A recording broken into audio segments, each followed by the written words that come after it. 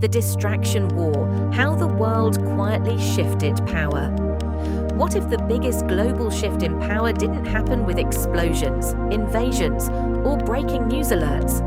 But while everyone was distracted, while people argued, while scandals filled the headlines, while economies quietly strained beneath the surface, something much bigger may have been unfolding. Not a traditional world war, not a single event you could point to, but a silent transition of power, a restructuring of alliances, a weakening of old systems, and the rise of something new. This is what some might call the distraction war.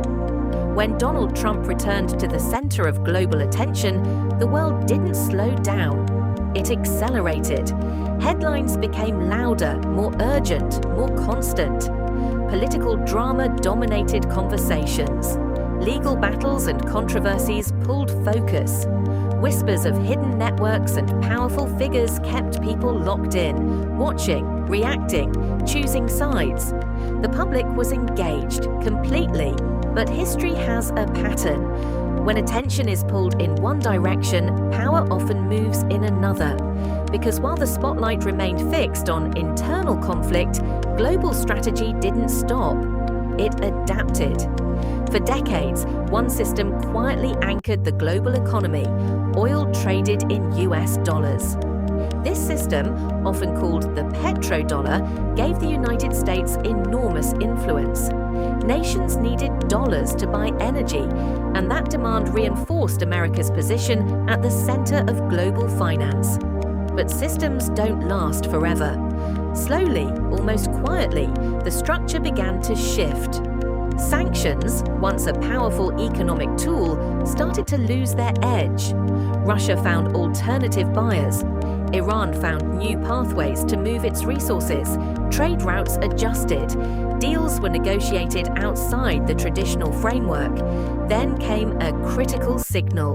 The Strait of Hormuz, one of the most important oil corridors in the world, became more than just a shipping route.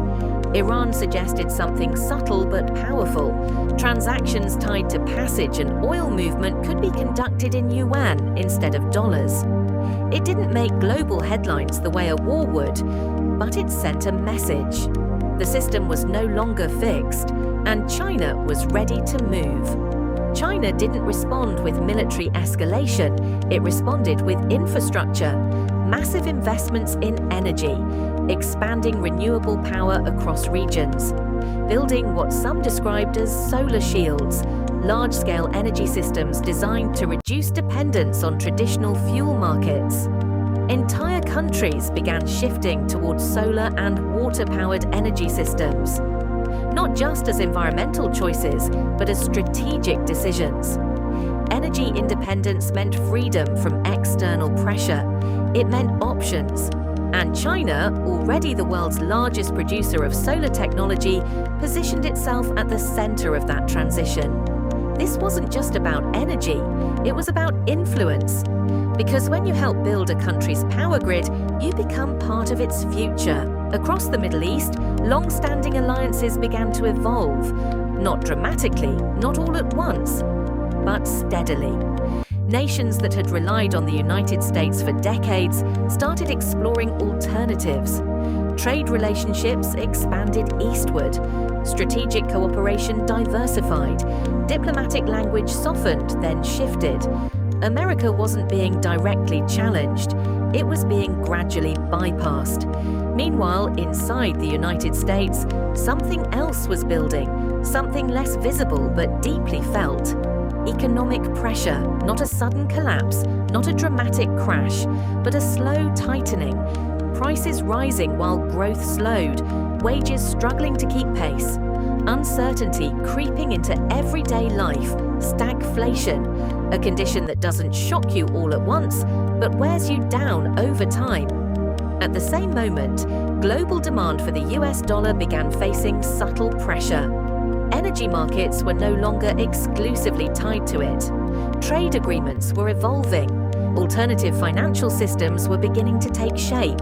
Experts noticed, analysts warned, but their voices competed with something louder. Conflict, a sudden escalation overseas, a situation that demanded attention, military positioning, strategic tension, urgent headlines. The focus shifted outward, and just like that, the conversation changed. Fear has a way of unifying attention, of simplifying complex problems into immediate priorities, of pulling eyes away from slow-moving changes and locking them onto urgent threats. And while the world watched the possibility of war, another kind of alignment was forming. Russia, China, and Iran, three nations with shared strategic interests, began moving closer. Not necessarily through formal declarations, but through coordinated actions.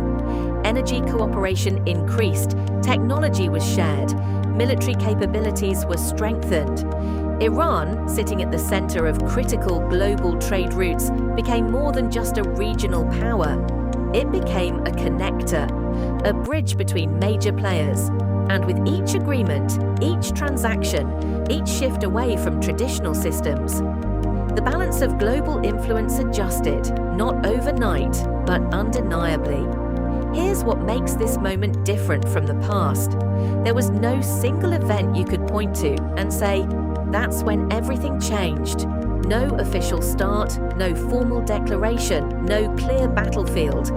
And yet the effects are everywhere. The dollar no longer unquestioned, energy no longer controlled by a single system, alliances no longer permanent.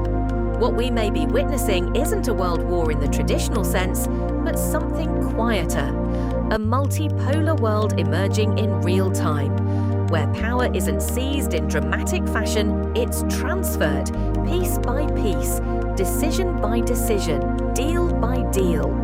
Until one day, the structure that once defined the world no longer holds the same weight. And the most striking realization of all, it didn't happen while everyone was watching. It happened while attention was somewhere else. Because in the end, power doesn't always collapse. Sometimes it simply moves. And by the time people fully understand it, the shift is already complete.